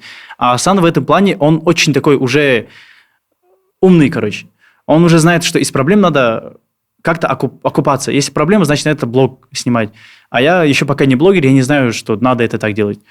Я сажусь, у меня слезы идут, я не понимаю, за что мне все это. Асан ко мне подходит, говорит, вставай, бери телефон и начинай снимать. Я говорю, зачем? Он говорит, ты сейчас хотел же автоконтент? Вот начинай давай с этой движухи автоконтент. А у нас же есть сейчас приватка совместная. Он мне говорит, я тоже не могу понять, за что тебе все эти проблемы, но я тебе помогу из них выбраться. Он ко мне подходит и говорит, я тебе помогу из этих выбраться. Сейчас твоя задача одна. Возьми, снимай, у тебя это очень хорошо получается, что-нибудь расскажи, я уверен, у тебя это залетит, и потом мы совместно будем вести приватку. А с приваткой ты сможешь окупить эту машину тем, что мы ее будем реально честным образом разыгрывать, и мы ее реально человеку подарим. Я говорю, я даже не представляю пока что, как это будет происходить, потому что я еще не блогер. Но я говорю, ладно, возьми телефон, давай снимай меня, я буду что-то рассказывать. Я на фоне машины что-то там минут 10 говорю, из них потом что-то интересное вырезал и выложил в инсту на следующий день. И получается так, что у меня видос на 700 000 залетает с ДТП, потом на 1 000 000 залетает, и за счет вот этой ситуации, которая произошла в тот день, возможно, видели рилсы, где я рассказываю про свою историю жизни, то, что у меня там папа ушел, я за счет этого столько про ДТП рассказывал. У меня все эти ролики залетели на 1 000 000 просмотров. А у меня таких роликов, как я случайно стал миллионером, все эти рилсы записал, у меня больше 5-6 таких рилсов, и все набрали более 1 миллиона просмотров. И все обычные рилсы, где я рассказываю про свою жизнь, набирают больше 1 миллиона просмотров. У меня все начало просто набирать. Я не понимаю, за что, многие люди, у которых М5 там, и так далее, там у них что-то в жизни интересно происходит, не залетают, не хайпят. Я просто историю своей жизни рассказываю, людям это интересно, они смотрят, им интересна моя жизнь. Неужели я реально людям интересен? И за счет этой ситуации, ДТП, я смог залететь в блог, я смог раскрыться. Мы совместно с Асаном начали приватку вести, я смог машину разыграть, отдать девушке и смог окупить эти вложения. И у меня опять же проблема, которая ведет к чему-то хорошему. Да, очень хорошему. Если бы не эта проблема, я бы сейчас не был бы блогером 100%. Пока что я бы не был им. Но эта ситуация стала стартом. Это был старт. А старт, чтобы этот старт проложился, мне, допустим, с одной историей же тяжело хайпануть. Просто попал в ДТП. Каждый день люди попадают в ДТП. Но а почему именно я раскрылся? Потому что я в каждой истории рассказывал именно про 5 ДТП. Представьте, у вас было 5 BMW, и все 5 разбиты. Это не у каждого каждый день такое происходит. Допустим, если бы я рассказал просто про это ДТП, это было бы первое ДТП, неинтересно. А я говорю то, что, представьте, за последние 1,5 года я купил 5 машин, 5 BMW, и все 5 были разбиты. Это ли, что это вообще? И людям интересно, как это, и начинают слушать. Я слышал такие слова, чтобы вести интересный блог, ты должен вести интересную жизнь. Да, а у меня очень интересная жизнь, к счастью или к сожалению, не знаю, сейчас на данный момент могу сказать уверенно, только что к счастью, да. Только к счастью. Сейчас на данный момент к счастью, но на тот момент я такой, за что, почему это все со мной происходит? И вот эти все 5 ДТП и были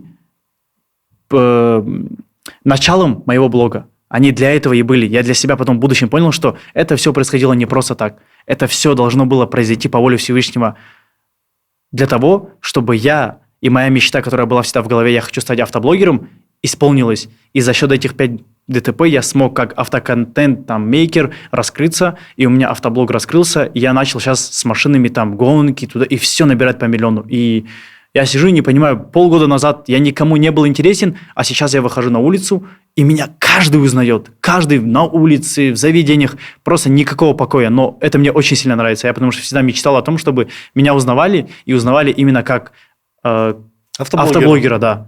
И это за счет вот этих всех плохих ситуаций сложились. И за счет всех этих ситуаций я потерял $100 000, но все эти $100 000 были вложением к тому, чтобы раскрыться как блогер. А сейчас 200 000 подписчиков – это очень такая уже серьезная цифра за полгода. А я думаю, дальше то, что я буду делать, и как я буду двигаться, дай бог, через полгода уже будет 300-400, потом уже 1 000 000, и так будем расти дальше.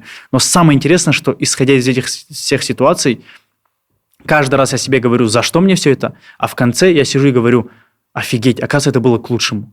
Это каждый раз так было. То есть не было ни одного случая в моей жизни, чтобы что-то произошло плохое, и потом я такой, а за что это случилось? Всегда в оконцовке я приходил к тому, что это все к лучшему. То есть не было ничего просто так. Все, что не делается, все к лучшему. Вот, допустим, исходя, опять же, из последних ситуаций, я в этом, опять же, убедился. Ну смотри, ты сейчас известен больше как автоблогер. Да. Известен как человек, который постоянно кричит про М5 и F90. Да. Вот это слово М5 и F90 ассоциируется уже с тобой у нас в Бишкеке, по крайней мере. И ты начал гонки. Не разбил ли машину перед гонками, чтобы начать гонки? Если взять другие ситуации, конечно, разбил. А эту М5, не дай бог, я разобил. Но это послужило очень сильным уроком, то, что я попал в столько ситуаций. Да. Я, допустим, сейчас на М5, я в городе езжу очень аккуратно. Но на треке я понимаю, что если я сейчас потеряю эту машину, я потеряю сейчас что-то очень важное. И раз эти все испытания я прошел, я сейчас начал раскрываться, давай-ка я буду теперь ценить.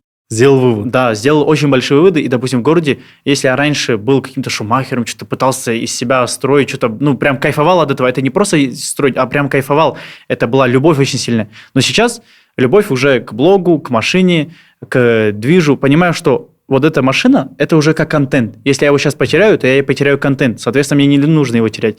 Потому что я очень рисковый человек, и все свои деньги, которые я накопил, я потратил на эту М5. Но я изначально понимал, что я накоплю все деньги, я потрачу на М5, но за счет этой М5 я смогу раскрыться. А мне все говорили, а как ты это сделаешь? У тебя не получится, у нас это невозможно. Уже у скольких людей эти М5 были. А я говорю, поверьте, тот подход, который будет у меня, это было мало у кого. И я буду в Кыргызстане новым автоблогером, который будет представлять, во-первых, Кыргызстан. Я сам не кыргыз, но я сделаю так, что я буду представлять Кыргызстан. С флагом Кыргызстана буду выступать. И большинство кыргызов будет в шоке от этого.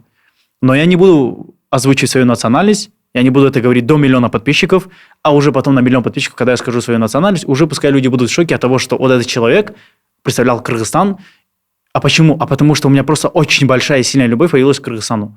Я захотел просто представлять Кыргызстан. И очень многие кыргызы же поэтому подходят ко мне, фоткаются и говорят, что, блин, вообще ты красавчик. Не знаю, кто ты, но ты просто... Они уже понимают, что я не кыргыз. По мне видно, но они говорят, я не знаю, кто ты, но ты прям капец красавчик. То, что вот так делаешь, нашу страну выводишь на новый уровень, и о нем очень многие люди начинают узнавать. До меня никто Кыргызстану вызовы вообще не кидал. До меня никто не кидал. А вот с меня это началось. Как только начал я выступать с флагом Кыргызстана, все начали Кыргызстану вызовы кидать, гонки, не гонки, то все. До этого никогда не было такого здесь. Я не видел этого. Здесь люди гонки делали между собой в Кыргызстане. А чтобы это вышло на такой уровень, уже другой уровень, да, чуть. Мне даже сейчас люди из Кыргызстана пишут и говорят, я готов тебе заплатить $10 000, давай со мной гонку. Люди из других стран пишут, давайте я заплачу $15 000, ты со мной гонку. Потому что они знают, что если сейчас со мной гонку сделают, это будет хайпово. А я знаю, что сделать и как сделать, чтобы это было реально хайпово. Допустим, все просмотры и все подписчики, которые сейчас у меня есть... Это из-за гонки. Это и из-за гонки, и я изначально знал, что так будет. Потому что весь план контента, который сейчас выходит, это было заранее уже продумано, и я знал, как я буду его выпускать и в каком порядке. Слушай, подкаст это же про инсайты. Давай интересно, вот как раз сейчас тему блогинга. Ты сказал, что ты заранее это все продумал. Как? И объясни это логически, почему это должно было сработать. Сейчас постараюсь логически объяснить. У меня... Вообще, изначально я отталкиваюсь от такой мысли, что вот посмотрите на всех людей, кто любит чем-то очень сильно заниматься и занимается этим только потому, что любит, у него рано или поздно это получается. Но получается только из-за чего? Из-за дисциплины. Если в любом случае ты любишь, не будешь придерживаться стабильности и дисциплины, у тебя не получится. Это очень важная такая тема. Это даже в зале, да, везде, во всех темах, в Ютубе, в блоге, везде. Стабильность, дисциплина, она очень важная. Но почему я был уверен, что именно у меня в автоконтенте, в блоге получится? Во-первых, потому что у меня очень сильная любовь к контенту, а второе, это самый вот сильно, это анализ. У меня очень сильный анализ всех блогеров, вот любого блогера, если мне назвать, я каждого знаю, я знаю, как не нужно двигаться, я знаю, как нужно двигаться. И, допустим, то же самое в Ютубе. Почему у меня получилось? Потому что я очень долго сидел целыми днями, я больше времени тратил на анализ, чем на создание контента. Я больше сидел, анализировал. У меня, если даже сейчас зайти в заметки, у меня куча заметок, и написано первое, что не нужно делать, второе нужно делать. Я каждый день добавляю новые заметки, исходя из каких-то новых хайп-тем, аналитики. Я провожу всегда какой-то анализ ниш, блогеров и всего-всего в этом мире. Даже как я сегодня вот проснулся, что я сегодня делал, я люблю просто проводить анализ сегодняшнего дня, вчерашнего дня, блогеров, контента, ниши, всего-всего абсолютно, чтобы для себя понять, что и как правильно двигаться. И, допустим, 4 года назад я для себя понял, что когда-то я стану автоблогером. Но тогда я понимал, что я в ближайшее время им не стану. Почему? Потому что, исходя из анализа, я понимал, что сейчас у меня куча прыщей, а если это не будет нравиться мне, то и не будет нравиться другим людям. Соответственно, у меня есть комплексы. Я не смогу раскрыться из-за комплексов, исходя из того, что я проанализировал. У меня куча прыщей. Так, нужно избавиться от этих комплексов. Кривые зубы. Я не смогу раскрыться из-за кривых зубов. Мне нужно от них избавиться. То есть ты это прям нацеленно делал? Да, у меня был план. Я даже Асану всем говорил, я когда поставлю брекеты, пройдет полгода, я стану блогером. Я поставил брекеты, прошло полгода, я стал блогером. Но это я говорил еще за 2-3 года до этого. Еще до всего этого. Потом я когда избавлюсь от прыщей, избавлюсь от этих комплексов, и у меня еще очень сильный комплекс был из-за носа. У меня, допустим, горбик, это прям с рождения, да. Я хотел операцию делать, а потом для себя понимаю, когда у меня прыщи, зубы и все исчезли, я думаю, а вот это сейчас нос, это не комплекс, это уже мне нравится, и это фишка какой-то будет, меня люди будут запоминать. Возможно, в будущем я когда-то, допустим, там, даже как Тамаев, да, сделал себе операцию, возможно, когда-то в будущем я сделаю там операцию, там, поменяю нос, но сейчас от самых основных комплексов я избавился. Дальше, изначально, 4 года назад я для себя поставил цель избавиться от этих комплексов. Набрать хотя бы 5-10 килограмм. А тогда я весил 54, что ли, килограмма. Сейчас я вешу 71. Я набрал массу, избавился от всех таких недостающих комплексов. Все, чуть-чуть уже стал увереннее в себе из-за того, что это все ушло. Теперь, что мне нужно для того, чтобы стать автоблогером? Мне нужна история какая-то. А эта история сама по воле Всевышнего появилась. Это появилось за счет того, что разбитые машины, ДТП и так далее. История есть, комплексы, все, ушли. 4-й момент. Что мне нужно? Я всегда себе говорил, я стану автоблогером только в тот момент, когда я куплю себе М5 F90. И почему эта машина? Потому что Ну, это могла быть и М8 и так далее, но просто главное, чтобы это была М-ка. Но почему именно М5 F90? Потому что его очень сильно расфорсили, и любое видео с М5 это уже было мечтой. Это уже вот М5 F90 равно типа мечта любого подростка. Это вот уже такая ассоциация была именно с этой машиной. То есть ты ее нацеленно после аналитики ты купил? Да. То есть я вот проанализировал, я смотрю, во всех роликах, где именно М5 F90, вроде такая же машина, как и М8 и так далее, но именно М5 F90 все пишут мечта любого подростка, пацана, 18-летнего, того, другого. Я мечтаю об этом. Я понял, что если я сейчас его куплю, соответственно, я молодой пацан, у меня уже комплексов нет, этого нет, другого нет. Я молодой пацан, я куплю М5, мечту пацанов. Я сам, будучи, являюсь пацаном, ну и выгляжу на 20-22, люди скажут, блин, нифига себе, когда молодой пацан... Получается, они, смотря на твой блог, увидят себя, который исполнил мечту в молодом возрасте. Да. И вот я изначально понимал, что я, допустим, это сделаю, это залетит, это хайпанет. Давай подытожим. Смотри, получается, если вы хотите какой-то успех в каком-то блоге, какой-то нише, первое – это любовь к этому делу 100%. Да. Второе – это дисциплина. Да. Постоянно это дело выпускать. В-третьих, это анализ.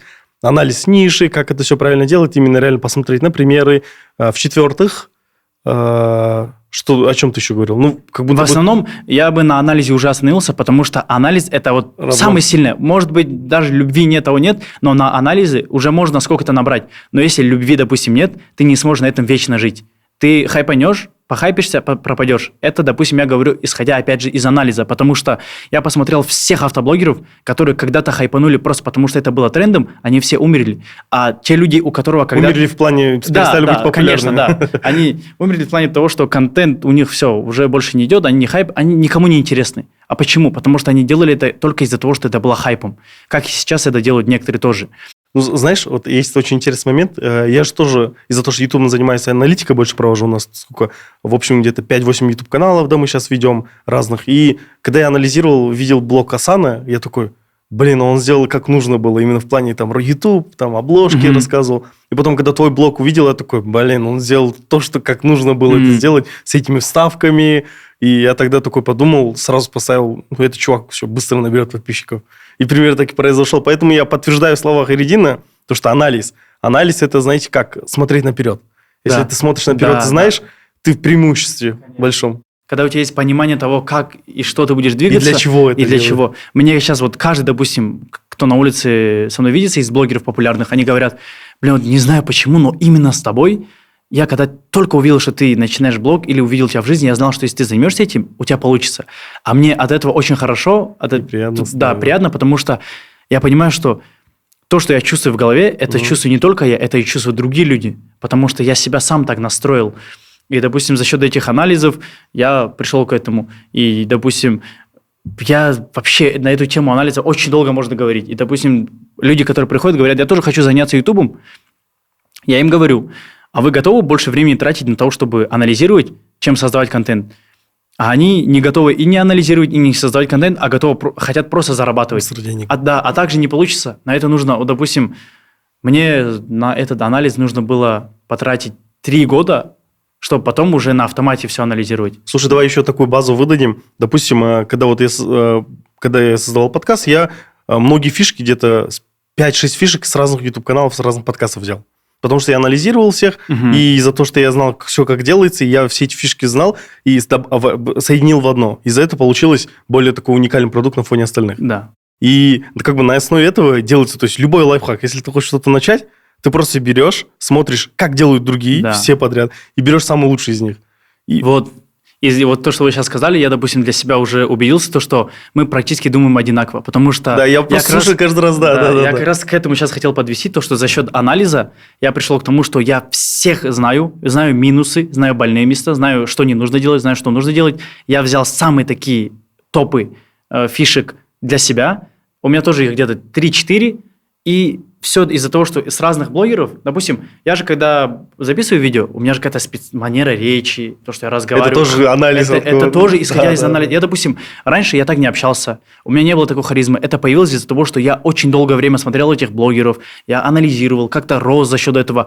Я вырос уже на них, это уже на автомате так работает. Потому что я уже знаю, что вот так нужно, так не нужно, так. И вот за счет того, что самые такие ключевые фишки взял, триггеры людей зафиксировал для себя, я изначально понимал, что если я вот сейчас сниму такое видео, вот так-то, вот стану так, вот так-то, это наберет лям. И это так всегда и было. Давай вот так, аналитика, как думаешь, сколько просмотров наберет этот подкаст? Этот подкаст из-за того, что я его никак не планировал, да, не знаю, как он сейчас будет нарезан, какие моменты будут вставлены. Потому что я знаю, что сейчас в этом подкасте я не смог начать его так, как я хотел. Сейчас я, возможно, уже душевно там прям все четко идет, но начать я его не смог начать так, как я хотел.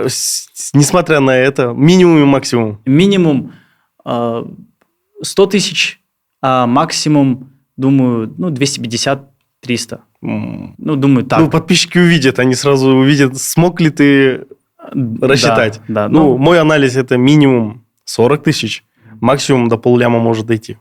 Полляма это было бы прям вау. Но для этого еще нужно расти, если конечно. это еще какие-то конкурсы подключить, если туда добавить еще какие-то нарезки. Я хотел, кстати, в конце предложить, мы в конце к этому тоже придем. То есть тоже в конце будет конкурс. Да. Смотрите до конца. Да. Просто у меня есть Можно предложение. мой анализ? Можно мой анализ? Анализ какой? Без минимум, без максимум 180 тысяч за 2 недели. Еще раз. За 2 недели 180 тысяч без минимума и максимума, да? Вы. 180 тысяч. Это хорошо, кстати, за 2 недели, если так будет. Вообще, по идее, возможно, да? Ты же у нас сейчас пока хайпуешь. И смотри, помнишь еще период, который мы выбрали? Для чего мы сейчас записываем? Потому что хайп уходит, потом, чтобы продолжить. Это тоже построенный контент-план, который мы договорились о Хайретдине. Это подкаст больше для молодых, мы это тоже понимаем. И поэтому призываем всех изучать, нежели тратить время на игры, просто играть. Конечно. Если ты играешь ради контента, это окей. Но просто если ты играешь, теряешь время, гуляешь просто так, без цели, то ты идешь в свою жизнь. Нет, просто сейчас в наше время настолько много возможностей, что даже можно гуляя, можно играя, из этого еще и создавать даже контент и на этом зарабатывать. То есть сейчас каждый шаг можно превратить в какой-то доход, какую-то прибыль. Но просто многие этим не пользуются, и вот в этом и проблема. Допустим, представим, YouTube закрылся, нету YouTube. Хайретдин чем занимался бы? Вот из-за того, что... Давайте вот так. М5 твою отбирают. Да. YouTube закрывается. Что ты будешь делать? То есть у меня уже и блога тоже не будет? Да. То есть у меня сейчас и блог отобрали, и YouTube отобрали? Да. Так, а YouTube, он не существует? Или вообще, да, закрылся, допустим, для стран СНГ. Я до этого, в общем, занимался тем, что я покупал и продавал одежду дороже. И на этом тоже неплохо зарабатывал. А в этом же всегда есть потребность. Одежда, еда. Вот, допустим, я бы очень такие не эксклюзивные, а мне кажется, наоборот, какие-то дорогие одежды покупал бы, но покупал бы их где-то откуда-то с Китая, как я раньше это делал, привозил бы и на Авито продавал. Я раньше просто через Авито, через Wildberries покупал и продавал одежду с себестоимостью неплохой и зарабатывал на этом в месяц 100-150 тысяч. И это было с учетом того, что я особо сильно вообще не старался. Потому что у тебя есть план Б, да? Конечно, да, на случай чего. Но если так подумать, есть, конечно, и другие направления, куда бы я пошел, чем бы я занимался. Но если у меня отбирают абсолютно сейчас все, то я бы начал, наверное, с этого. Потому что если ничего не будет. Но, допустим, отвечая на этот вопрос, почему я начал вообще вести блог? Потому что я не хотел, чтобы моя жизнь была полностью всегда и связана с Ютубом. Потому что YouTube же когда-то ранее говорил, я YouTube начинал только из-за того, чтобы заработать и выбраться из проблем. А настоящая любовь все-таки машина. А настоящая любовь у меня машины, и это блог. А почему это все не объединить? YouTube плюс машины. Вот, сейчас я хочу объединить то, что, допустим, в YouTube я же вообще ушел на зарубежный YouTube, где нет ни моего голоса, ни меня. Лица, да? И просто я зарабатываю деньги, но никакого кайфа. То есть просто деньги приходят, но я никак не участвую. А я всегда хотел, чтобы был я, за мной следили, людям было интересно, я рос. Это было когда-то детской мечтой. И, допустим, я деньги заработал, я понял, что вообще никакого счастья нет у меня вокруг. Просто деньги приходят, но в один день их может и не быть, но никто обо мне так и не узнает. А я не хотел всегда так, что просто бизнес.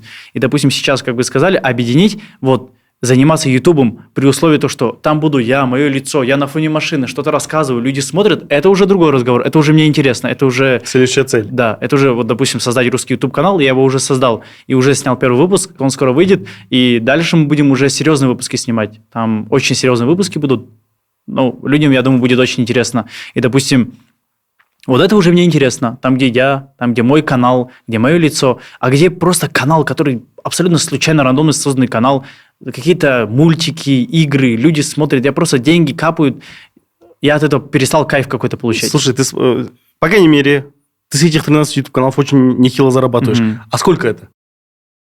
Я недавно считал, более $1 миллиона я точно заработал за 5 лет. За все время? Да, за 5 лет. А в месяц сколько приносят все эти YouTube-каналы? Сейчас из-за того, что я больше ушел в блог, сейчас у меня выходит 12-13 тысяч, то есть это не так много. А, допустим, когда у меня full акцент был только на YouTube, это было от 25 до 40 тысяч долларов. Но это когда у меня был full акцент. И для себя, допустим, я заметил, опять же, еще...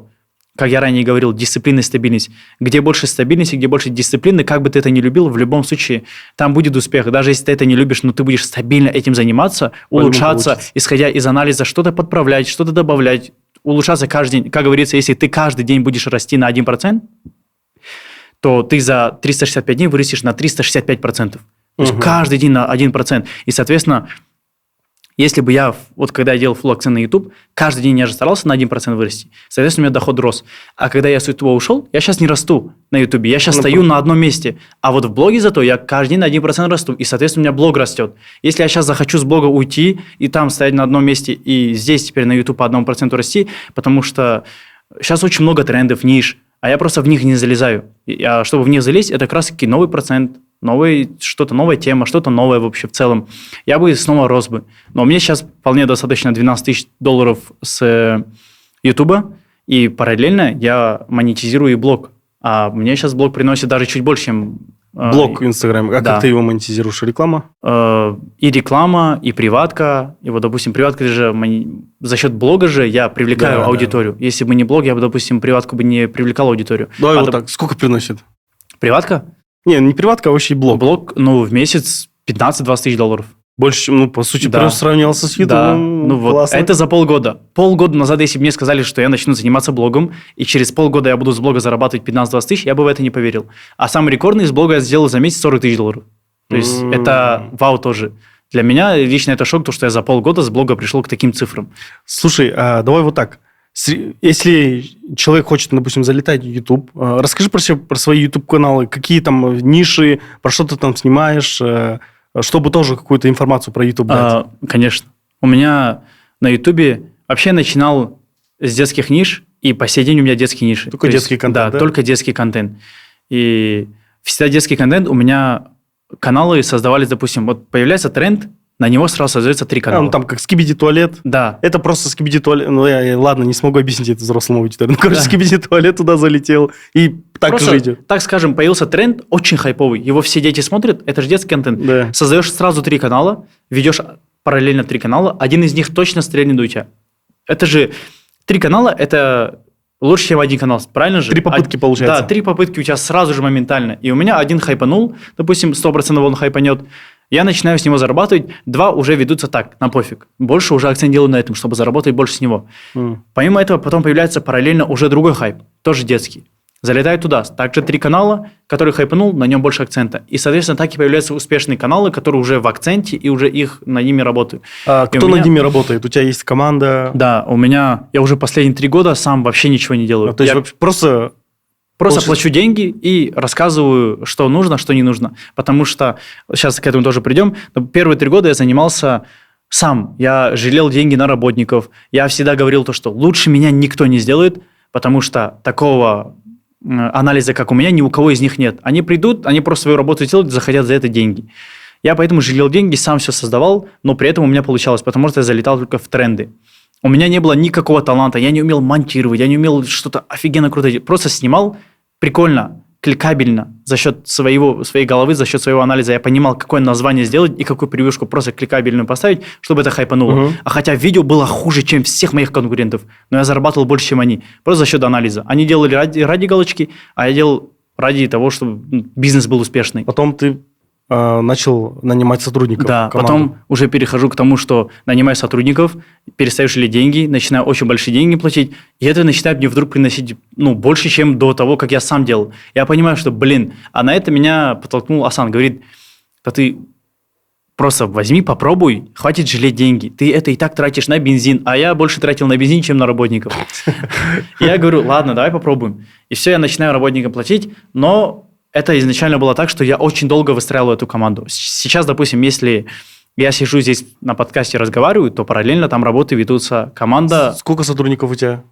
Сейчас на данный момент 11 сотрудников. 11 Да, человек? из них половина, по большей степени аниматоры, 2 художника, то есть которые мне превьюшки рисуют, потому что, на случай чего, если одного вдруг не будет, что второй его заменил. То есть в таком плане. Ну, это Есть- всегда быстро, да. Да, прикольно. и есть модельеры, которые модельки создают, там, персонажей, так-сяк, чтобы вот из них потом уже анимацию создать. То есть аниматоры без модельки не могут анимацию создавать. Мгм. То есть сначала делает модельер, потом уже аниматор, Мгм. а до модельера сценарист есть. А вот сценаристом я больше всех работал, потому что сценарий нужен хороший.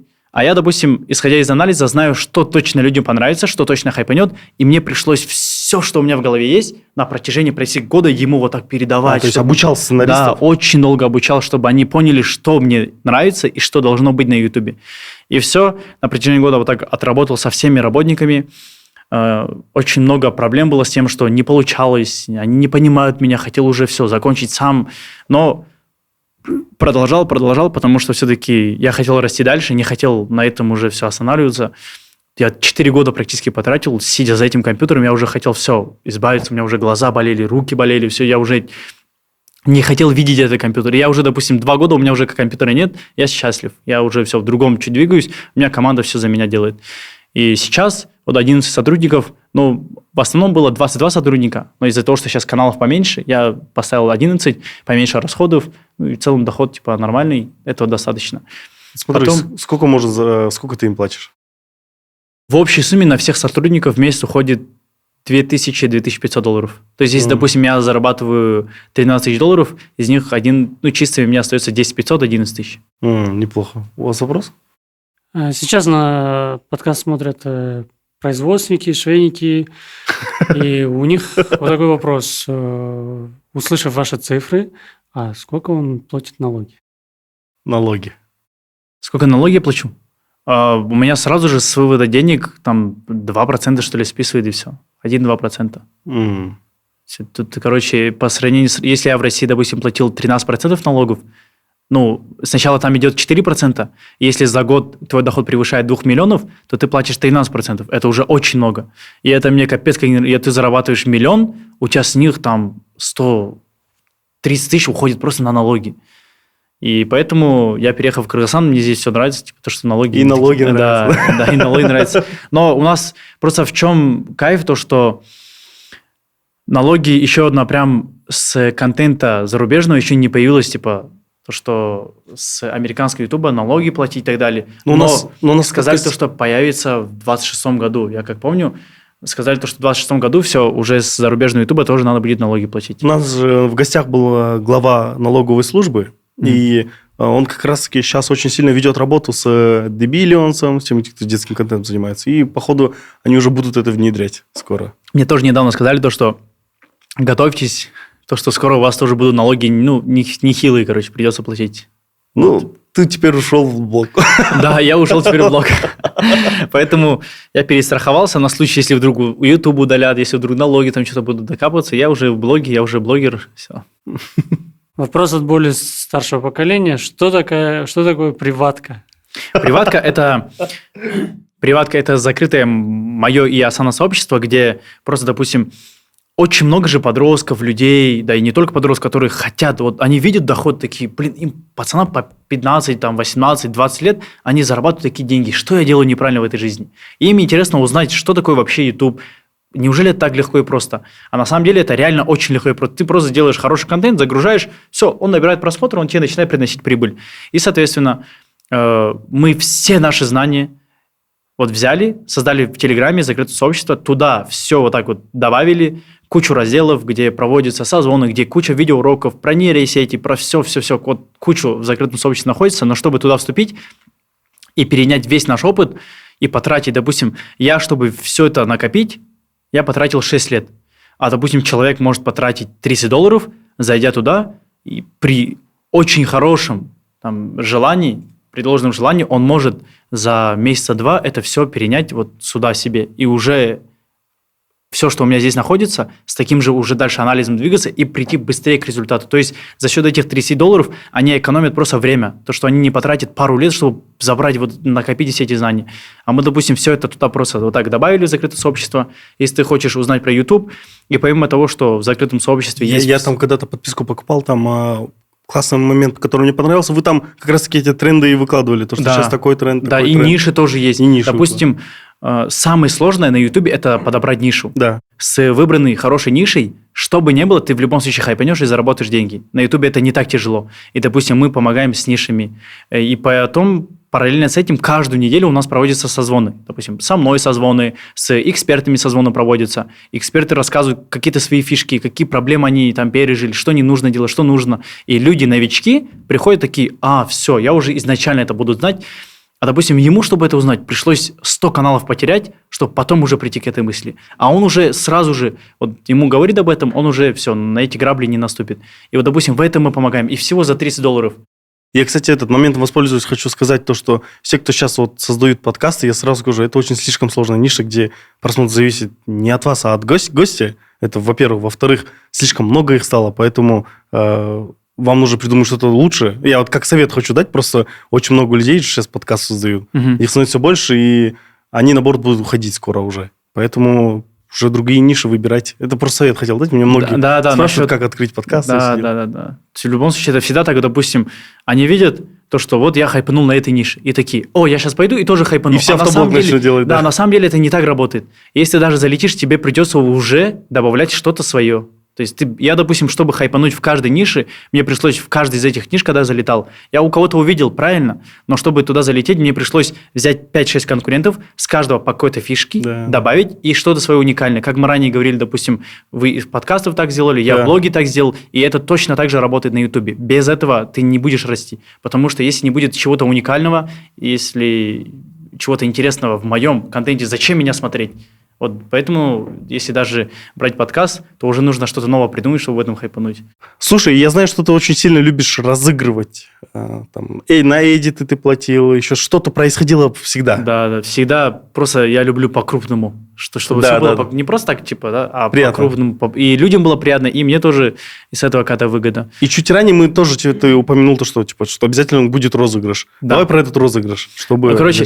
Я же до этого 2 раза эдиты запускал. Допустим, первый раз, когда мы 4 BMW разыгрывали, и тогда на $500 сделали, и это очень большие, очень много людей в этом приняло участие, и мы также в Телеграме отобрали 5 человек, каждому по $100.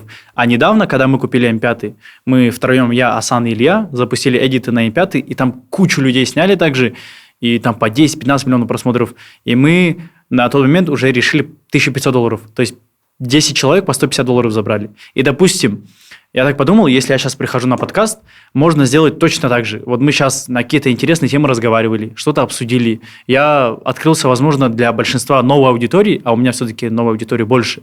С другой стороны, и если какие-то эти интересные моменты сейчас они в подкасте нарежут, зальют в ТикТок, Инстаграм, Reels, куда угодно, главное подписать хэштег Хайредин и хэштег Накта подкаст. Если они вот так 2 хэштега эти подпишут, там четкий видос, но за просмотры тоже можно заплатить. Допустим, если будет 500 тысяч просмотров на видео, то будет $100. А если будет, так, 2 человека получат по $100, если это будет больше 50 тысяч просмотров, и 3 человека получат за хороший эдит. Из этого подкаста собрать какой-нибудь хороший эдит, как-то смонтировать, допустим, там как-то можно с моего блога что-то взять, как-то с этого подкаста соединить, и чтобы это было какое-то душевное видео, или же, наоборот, какое-то такое мотивирующее видео, чтобы кто-то посмотрел, молодежь, такие: нифига себе, дай-ка пойду посмотрю. А самые лучшие эдиты мы, наверное, возьмем и выложим в соавторстве, чтобы это вы еще видели и отметим автора. Да, кстати, если будет кто-то прям офигенный эдит, то это можно будет даже в соавторстве залить, и все в Инстаграме. А так, можете в ТикТок, в Инстаграм, в Ютуб везде заливать, подписывать 2 хэштега Накта подкаст и Хайредин.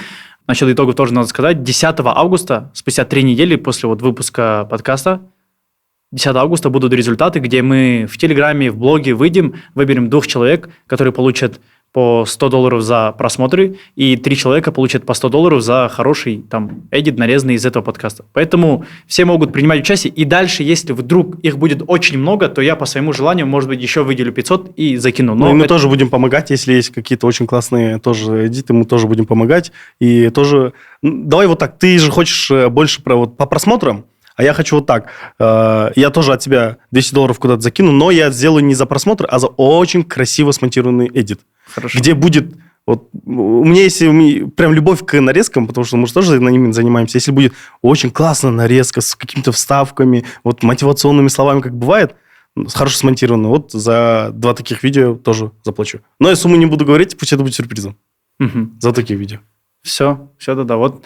Поэтому это такая некая мотивация для того, чтобы хотя бы вот что-то уже заработать, за то, чтобы просто посмотреть, нарезать и залить. Я знаю, что есть ниша нарезчиков, которые сидят, они тоже зарабатывают. Да. Может, это как раз первый шаг, чтобы они начали вот с нарезок зарабатывать. Да, у меня же есть отдельный телеграм-канал, где сидит 3500 участников, именно эдиторов. Я им тоже потом всем скажу, чтобы они участвовали. Да, ну, серьезно. Там 3500 человек. Из-за того, что вот это мы запускали, сейчас они все собрались. Прям отдельный телеграм-канал, где только такие люди сидят. Их там почти 4000 человек. Я думаю, они все будут принимать участие. С большим удовольствием. Вот, сделаем тоже. Слушай, Хайредин, у нас всегда в конце подкаста есть вот обращение. Ты должен делать обращение, потом у меня есть для тебя 2 последних вопроса. Угу. Обращение, наверное, это к нашей молодежи, которая тебя смотрит. Я хочу от себя сделать обращение: не гоняйте на машинах. Если это делать, то делайте... Это обдуманно, там, уверенно. В местах, где это разрешено. Да, в местах, где это разрешено. А то царика в байке гочулер, да? Он ловит всех. Да, и обращение. Вот, допустим, на улице ко мне очень часто люди подходят и говорят, как. Я единственное, что вот советую, исходя из подкаста даже можно сделать выводы. Если у вас в жизни очень много проблем, относитесь к этому как к, наоборот, тому, что может привести вас к результату, а не к тому, что у вас сейчас все, у вас проблемы, я потерялся, у меня депрессия и так далее. Потому что я, допустим, этот кризис, эти проблемы использую как возможность. И вот относитесь к проблемам как возможность. Типа, возможно, это возможность сейчас раскрыться, и используйте это вот как возможность раскрыться. Шанс. Да, как шанс. Если проблема большая, а не так, что, за что мне все это? Второе, прокачивайте очень сильно насмотренность. Если вам нравится YouTube, если вы хотите быть, допустим, как я, там, заниматься американским YouTube, с сегодняшнего дня начинайте прокачивать насмотренность, смотрите всех конкурентов, анализируйте, вот, качайте себя в этом плане. Это будет намного лучше, если вы сейчас начнете просто создавать контент, не понимая, что вы вообще делаете. Это намного лучше. Всегда в любом направлении очень хорошо, когда ты понимаешь, куда ты вообще двигаешься, и ты понимаешь путь. Это к чему тебя может привести, и потом к чему ты вообще дойдешь. И вот это намного лучше. И так ты хотя бы уверен в своем успехе. Вот 2 таких совета. Кризис использовать как возможность, проблемы. И второе, прокачивать насмотренность. Вот все, наверное. Это более чем достаточно, чтобы все было супер. Супер. Последние 2 вопроса. Первый вопрос. Как ты понимаешь слово «нахта»? Нахта? Все максимально естественно. Насколько часто ты вообще это слово слышал? Только, мне кажется, из-за вас я это слышал раз 10-15 вот из-за того. Связано с подкастом. Да. Больше до этого я это никогда не слышал, честно. Ну, теперь это хороший повод использовать, потому что нахта – это про естественность, про настоящую искренность, да? И поэтому вам дарим нахта хурут от наших партнеров. Настоящие часы, чтобы вы... А я хурут очень люблю, поэтому спасибо большое. Вот. Наши друзья нахта хурут хотят обеспечить всех наших гостей хурутиками. Хурутиками, вот, да. Приятно. Все, спасибо большое. Последний вопрос. Кто самый нахта в Кыргызстане? Кто самый естественный в Кыргызстане? Да. Для меня Арген. Не знаю, почему-то вот. А с ним выпуск можете посмотреть вот здесь или вот здесь. Ну, где-то здесь выйдет ссылка, и посмотрите подкаст с ним вот тоже. С ним я советую посмотреть. Он максимально простой и офигенный чувак. Хайредин, спасибо, что ты уделил время, пришел. Мы это уже 2-й раз снимаем. На самом деле, я Хайредину с Асаном говорил, давай в конце года запишем. Получилось чуть раньше. Эти ребята быстро стрельнули, да. Поэтому я рад, что наши планы сбываются. То желаю тебе удачи, твоей команде, твоим ребятам. Асану привет, мой земляк. Когда-нибудь тоже запишем подкаст. Поэтому, дорогие зрители, если вы дошли до этого момента и как-то каким-то образом получилось так, что вы не нажали лайк, то я не знаю, как вас комментировать, не знаю, как к вам относиться, потому что раз уж вы досмотрели, это как плата за труд, поставьте лайк, напишите комментарии, что вы думаете про Хайредина, какие-то советы, какие-то выводы, участвуйте в конкурсе и обязательно подписывайтесь на нас. У нас, как всегда, нахта-гости, нахта-ведущий, Нахта подкаста, потому что это Нахта подкаст. Ой, как-то тавтология получилась. Ну ладно, давно на русском не было. Нахта подкаст.